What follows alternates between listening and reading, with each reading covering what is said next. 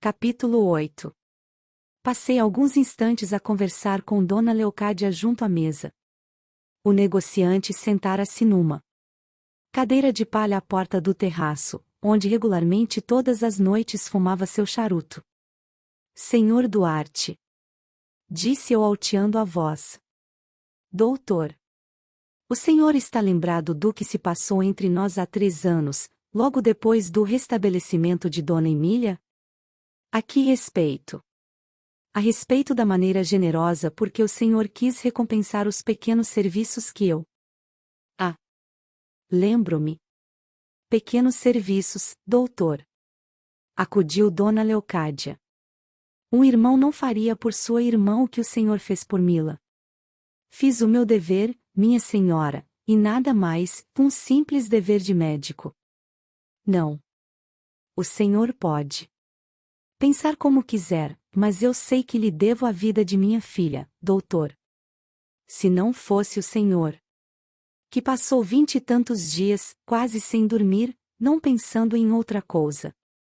Cuida que eu não vi o seu desespero quando Mila piorou. E até uma vez. Perdão, Dona Leocádia. Disse eu muito contrariado. A senhora compreende que não vim lembrar o que se passou há tanto tempo para provocar elogios que não mereço, e que, desculpe, me desagradam sempre. É tal e qual, sobre isto não é capaz de ceder. Não o contrarie, mana. Está bem, doutor, não se zangue, já me calo, respondeu a senhora com bondade. Repito, continuei, não fiz mais do que a minha obrigação, e quando recusei a recompensa generosa que o senhor Duarte me ofereceu, tive para isso uma razão. Não sei se lhe disse? Creio que sim, mas não me recordo bem. Recusei por interesse.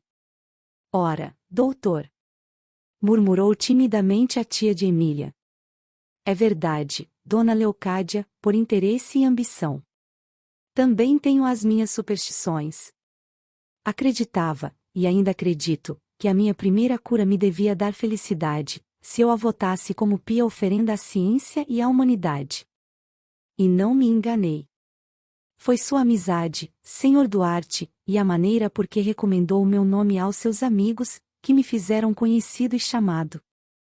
Diga o seu talento, isso sim é que o fez conhecido e há de torná-lo um dos primeiros médicos do Rio de Janeiro. Não tenho tais pretensões. Já vê, pois, Dona Leocádia, que meu desinteresse não passou de uma pequena especulação feita sobre a amizade e gratidão de sua família. Durante esta conversa eu não deixará de observar Emília. Ela estava ainda na janela, a princípio fez um movimento para voltar-se, que logo reprimiu, depois pendera a fronte na mão e conservara-se imóvel. As minhas últimas palavras arrancaram bruscamente a essa atitude pensativa, atravessou a sala e veio sentar-se no sofá, defronte de mim. Toda ela era desdém e altivez. Nós cruzamos um olhar, como 2 adversários cruzam um ferro, começando o combate. O doutor está gracejando. Disse-me Dona Leocádia. Demais, eu não fui tão desinteressado como parecia, porque deve recordar-se, Senhor Duarte. Recusando naquela ocasião prometi-lhe contudo que se alguma vez me achasse em embaraços, não recorreria a nenhuma outra pessoa. É exato. O Senhor deu-me a sua palavra. Mas infelizmente ainda não chegou essa ocasião, e receio que nunca chegue. Pois chegou. Disse eu corando o malgrado meu. Não obstante a punição que eu ia infligir a essa moça, e a zombaria de minha simulada cupidez, não me pude eximir ao vexame de parecer um instante dominado por mesquinho interesse pecuniário em face de pessoas que me estimavam. Mas o prazer da vingança me arrastava. Seriamente, doutor? Exclamou Duarte. Não sabe quanto isso me alegra. Disponha francamente de mim. Quanto precisa? Fale, acudiu Dona Leocádia, não se acanhe. Mano José deseja sinceramente mostrar-lhe sua amizade. Emília me fizera justiça, depois do que havia passado entre nós, ela sentia que eu era homem a morrer na miséria antes de estender a mão ao dinheiro do pai. Seu olhar fito em mim parecia querer arrancar-me do fundo da consciência a minha intenção oculta. Interesso-me, dizia eu, por uma criança desvalida que perdeu os pais. Espero obter a sua entrada no recolhimento das órfãs, e desejava nessa mesma ocasião fazer-lhe um pequeno dote. Muito bem, doutor! Exclamou Dona Leocádia. Não pode haver dinheiro mais bem empregado. E eu tenho o maior prazer em concorrer para tão bela ação. De quanto será o dote que nós lhe devemos fazer? Com licença, senhor Duarte. Eu protesto contra esse nós. O dote é de ser dado por mim só, de quero ter o egoísmo dessa boa ação, a primeira e talvez a única de minha vida. Que teimoso que ele é! Observou Dona Leocádia rindo-se. Meu egoísmo, porém, não deve prejudicar a minha protegida, privando-a da caridade de uma família que tantos benefícios lhe pode fazer. Por isso desejo que também a conheçam. Tirei da carteira a lembrança dada a Geraldo pela irmã. Emília, que mudará de cores desde que eu falei na menina, fez um gesto, como se ao primeiro impulso se quisesse precipitar para me arrebatar das mãos o papel que eu lia. Mas em vez desse movimento o talhe descaiu, como um corpo a que desmaia a vida, a sua altivez sucumbia vencida. Deste modo, senhor Duarte, eu persisto ainda na minha primeira ideia, na minha superstição. Especulo ainda. A minha primeira cura será sempre o melhor momento da minha vida, com o preço dela poderei remir da desgraça a uma pobre criatura. Ao mesmo tempo livro da violência que fiz à sua generosidade, recusando outrora o pagamento dos meus serviços. Destas palavras, aquelas que tinham uma significação pecuniária, minha voz as pronunciava com tal aspereza, que parecia querer dar-lhes o tinido metálico de moedas. Aqui tem a minha conta, conclui. Emília estremeceu. Que é isso, doutor? Exclamou o negociante ressentido. 100.000 réis? Pelo tratamento de Emília? Acudiu Dona Leocádia. Acha que é muito? Ora, o senhor está zombando conosco. Pois havemos de lhe dar somente essa ridícula quantia pelo trabalho imenso que teve. Que trabalho! Umas 20 visitas, que para um médico principiante são generosamente pagas a 5.000 réis.